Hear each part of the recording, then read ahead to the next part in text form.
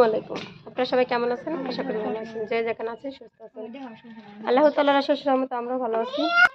এখন আমরা হলো ঘুরতে বের হইছি। কাপড় চোপড় সব ওই দেখেন বাইরেই রইছে। এগুলো হলো ভিজা, তার জন্য। তো অনেক দিন যাবত ভাবতেছি মইনুর যাব, কিন্তু মইনুর আর যাওয়া হয় না। আজকে ভাবলাম মইনুর যাবই যাব। তো এই যে শর্মিলা এইভাবে রেডি হয়েছে, মাস্ক পরছে, আমিও মাস্ক পরছি। হ্যাঁ, মেহেরুনের কাছে দাঁড়া। আর এই যে হইলো মেহেরুন ছোট বাবু, তার জন্য মাস্ক দিইনি। মেহেরুনের যে লাল টুকটুক লিপস্টিক দিয়েছে দেখেন। মেহেরুনের সাজুগুজুটা কেমন লাগতেছে অবশ্যই কমেন্টে জানাবেন। সালাম দাও মা। সালাম দিছে। তো আমার মেয়ের সালামটা আপনারা সবাই।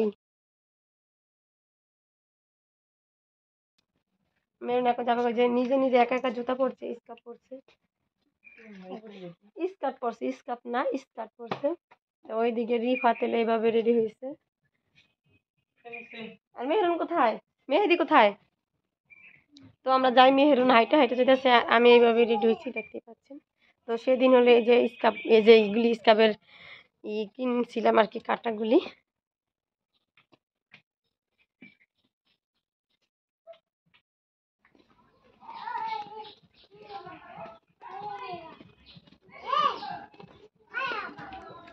আমরা সবাই রেডি।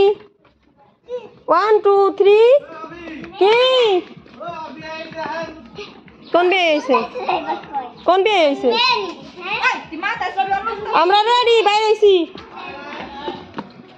আরো দি দেখি কোন বিয়ে হয়েছে। দিয়া এই ডাকেরা তোমার চাষা, দেখি আটো, জোরে জোরে আটো।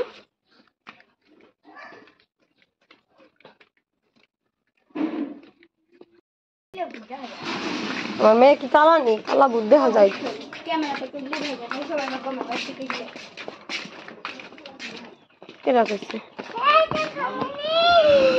আমরা রেডি।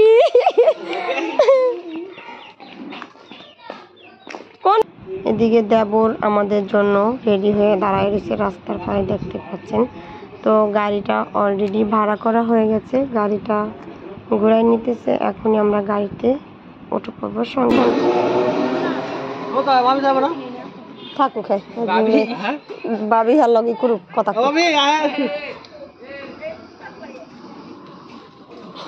ওই হাসে কে রানী ভাই পৌঁছ দেখা দাঁত তো সব দেখে লাইছে। হারি যাবে।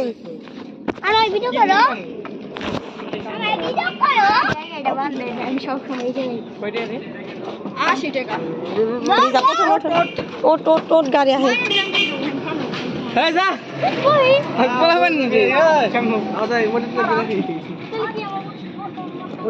ওড়েন, আপনি ওড়েন।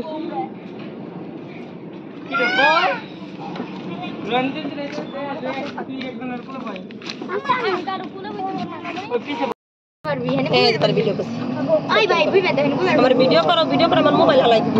আর এই ধরনের জিবলা বাইতে রেডি আমরা। আমাদের গাড়ি এখন কি খাইবা?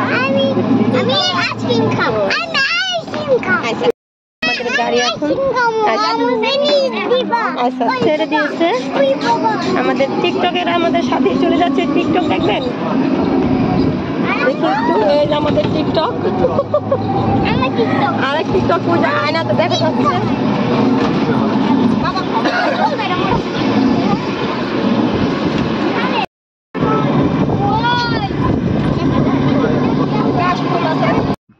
তো দেখতে পাচ্ছেন আমরা অলরেডি মইনুট চলে এসেছি। মইনুট ঘাট। গাড়ি থেকে নেমে দেবর গাড়িটা ভাড়া দিয়ে দিল।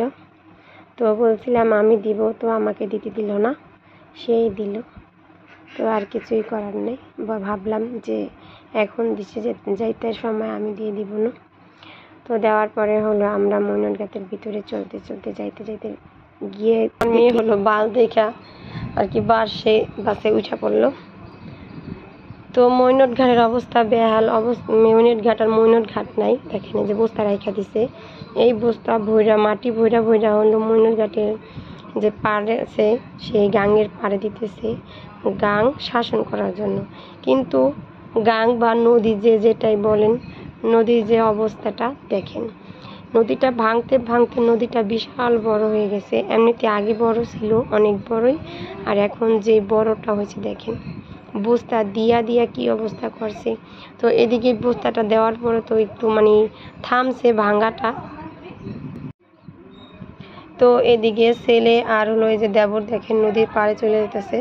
তো বলতেছি যে এদিকে আইসা পড়ো, মেহেদি দেয় দেয় হলো ওমর ফারুক চলে যায়। তো বাচ্চা কাচ্চা নিয়ে হলো নদীর পাড়ে ভয়। দেখেন নদীটা কি বড় হয়েছে। নদীটা দেখতে ভালো লাগে, কিন্তু নদীর এপার ওপার যে ভেঙে গেছে তা দেখে মনটা অনেকই খারাপ হয়ে যায়, যে কি পার ছিল, মনে ছিল, আর কি হয়ে গেছে এখন। দুঃখজনক কথা, দুঃখের বিষয় যে যে কসমেটিক,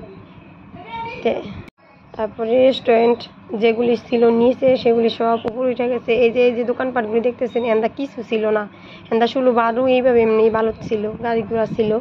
আর এই যে পানিগুলি দেখতেছেন এখানে হইলো সব কিছু ছিল। তো এখন এখানে কিছুই নেই, তো পানি। তো উপরে এই যে টয়লেটগুলি বিচ্ছিরি গন্ধ এই জায়গায়। তো এই জায়গায় আমরা হাঁটছিলাম না কোনো সময়, তো এবার যাই এখান থেকে হাঁটতে হয়েছে। কি আর করব, কিছুই করার নাই। তো নদী তো দেখলাম। তো এদিকটা সোজা এদিকে বলতেছে দেবর যে ভাবি এদিকে কিছু নাই, ওদিকে চলেন, ওদিকে সব কিছু আছে। তো আমরা যেতে থাকি, সঙ্গে থাকেন। তো ময়নট যাওয়ার পরে ছেলে, মেয়ে, ছেলে, দেবর তিনজনে মহা খুশি। তারা হলো খোলা মাঠ পেয়ে গেল। দেখেন না, নদীতে পড়া কি মরেই যাইব নাকি একবারও চিন্তা করে না। যেমনি খুশি হেমনি হাঁটতে ইচ্ছে হইতেছে। কিন্তু আমাদের তো মনের ভিতরে একটা ভয়, আমরা তো মাদের তো এইভাবে এমনিতেই ভয় বেশি থাকে, যে যদি ঘুরতে আইসা নদীতে পড়া যায়, বা চাচ্ছে সে তার ছেলেকে নিয়ে যেতেছে, ওদের নিয়ে হলো ভয় বেশি। তো দেখতে থাকেন। তো ঘুরতে যায় অনেক এনজয় করলাম। এই প্রথম ফুফাতো দেওরকে নিয়ে হলো ঘুরতে যাওয়া হলো। কখনো এইভাবে তাকে নিয়ে ঘুরতে যাওয়া হয়নি। তো ঘুরতে তাকে নিয়ে যাবোই বা কীভাবে, যখনই আমি বাড়িতে আসছি তখন তার সাথে বেশি একটা কথা বলা হয়নি। তখন আমি নতুন অবস্থায় আর কি কথা বলবো, কয়েক 2-3 মাসের মতো থাকছে। তারপরে হলো সে বাইরে চলে গেছে, তার জন্য আর তার সাথে এরকমভাবে কথা হয়নি। কিন্তু বিদেশে যাওয়ার পরে মোবাইলে তার সাথে অনেক কথাই হয়েছে। তো এবার বাড়িতে আসছে, আসার পরে এই প্রথম দেবরকে নিয়ে হলো। এই দেখতে পাচ্ছেন নদীটা কিভাবে ভাঙতেছে। তো দেখে অনেক কষ্ট লাগলো, নদীটা চৈরন নিয়ে কিভাবে ভেঙে যায়। তো এর নিচে যদি কেউ পড়ে সাথে সাথেই মারা যাবে। এক জায়গায় ঘুরতে যাওয়ার প্ল্যান করছিল, কিন্তু তার মা বাবা যেতে দেয় নাই, যে তুমি বিদেশ থেকে আসছো, এমনিতেই তোমার জ্বর ঠান্ডা লাগছে, আরও যাও যদি নদীতে পদ্মার ব্রিজ দেখতে ওখানে যাবে বলছিল। ওখানে যা যদি পোলাপানের সাথে দুষ্টামি করে বা গোসল করে, তাতে যদি আবার সমস্যা হয়, তার জন্য আর কি যাইতে দেয়নি তাকে। তাতে তার মনটা অনেক খারাপ হয়ে গেছে। সেজন্য আমরা আর কি ভাবলাম যে আপনারা তো খারাপ লাগবে, চলেন আমরা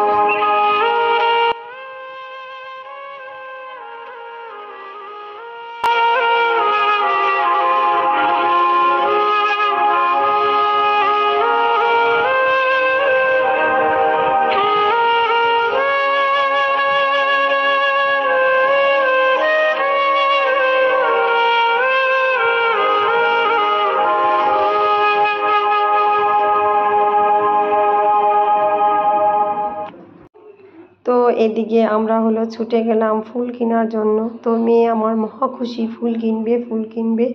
এই বলে মা মেয়ে দৌড় দিয়ে ফুলের কাছে চলে গেলাম। আর দেখতেই পাচ্ছেন ফুলের ওখানে কি ভিড়টাই না লেগেছে, মানুষ ফুল কেনার জন্য ব্যস্ত হয়ে গেছে।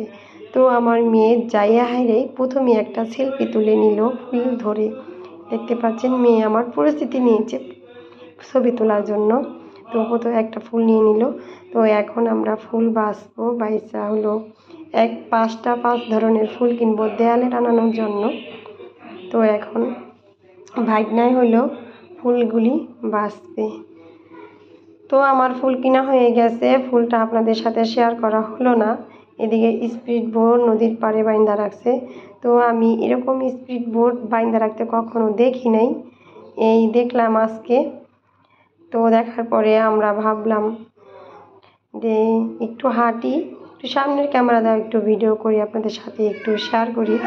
তার জন্য সামনের ক্যামেরা দিয়ে যে ভিডিওটা করা শুরু করে দিলাম। ভাগনা, ননদ, আমি আর মেয়ে হাঁটতেছি। আর চাচি শাশুড়ি, আমার ছেলে, ছোট একটা ওমর দেবর, ছোট দেবর বা ওমর, আর হলো বড় দেবর, এরা হলো সামনের দিকে হাঁটতেছে। তো দেখুন কথা বলতে বলতে অনেক কথাই বলে ফেললাম। তো আমার দেখে মৈনট ঘাট খুবই আফসোস লাগলো যে কি মৈনট ঘাট কি হয়ে গেল, যে আগে ছিল কেমন আর এখন হয়েছে কেমন। মৈনট ঘাটটা ভাঙিয়া একদম তছনছ হয়ে গেল গা। তো এদিকে এসে পড়লাম কুলফি আইসক্রিম খাওয়ার জন্য। এই দেখেন কুলফি আইসক্রিম খাওয়ার জন্য এসে পড়ছি।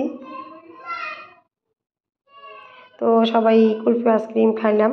তো কুলফি আইসক্রিম খেতে কিন্তু অসাধারণ, অনেক মজাই লাগে। যে খাইছেন সে বুঝেন, যে না খাইছেন তো আর বুঝেন না।